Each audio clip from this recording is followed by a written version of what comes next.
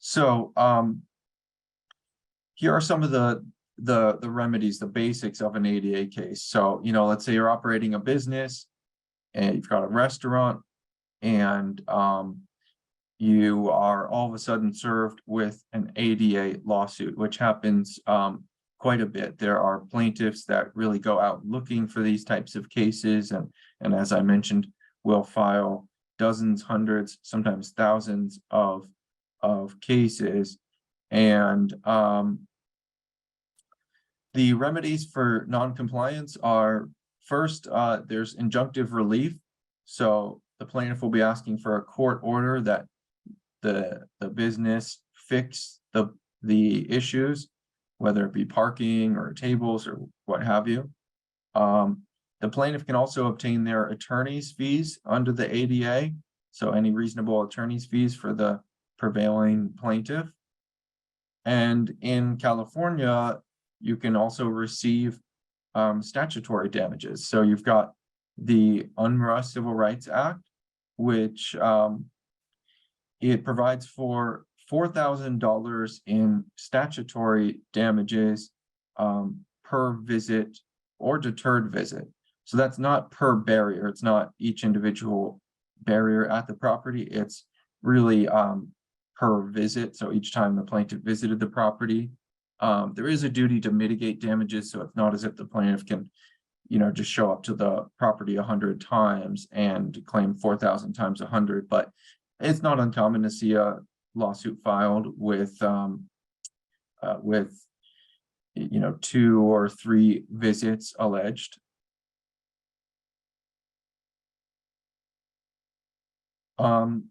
Okay, and so now we're looking at a prima facie case for violation of the ADA.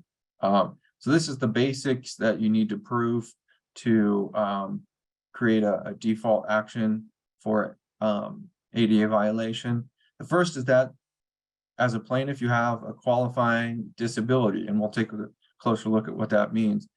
The second is that the establishment was a place of public accommodation, and those are sort of enumerated in this statute.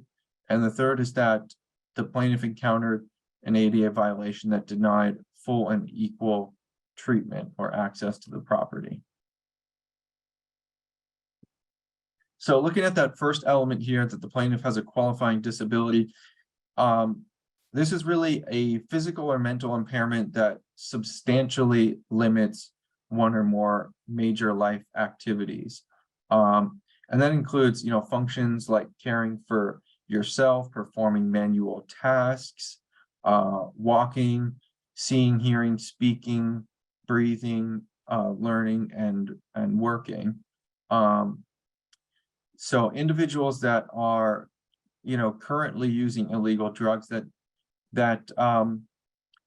does not count as a disability if you're currently using illegal drugs. It does if you are receiving treatment and you're not using them currently. Okay, so looking at the second element here, the establishment has to be a place of public accommodation. And there are 12 pretty broad categories enumerated in the statute.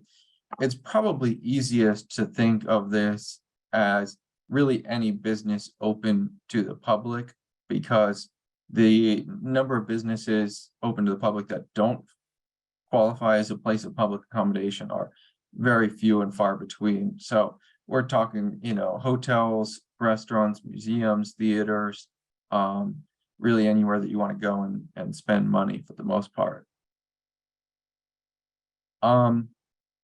So the third element here, last one, that the plaintiff was denied equal treatment. The denial has to be related to the disability, and we see this come up sometimes in litigation where, for example, someone in a wheelchair will sue a supermarket, and we'll do an inspection of the property, and the plaintiff will find issues related to Braille signage. But the plaintiff doesn't need Braille signage. It doesn't relate to the disability. That's for people who are blind. And so there are standing standing issues with alleging something like that. For those California statutory damages that I mentioned, the 4,000 minimum per visit, the plaintiff needs to be able to prove difficulty, discomfort, or embarrassment because of the violation. And as you can probably tell, that's a pretty broad and pretty fuzzy and subjective standard. And so it's not hard to prove that. So that was, the prima facie case for violation of the ADA.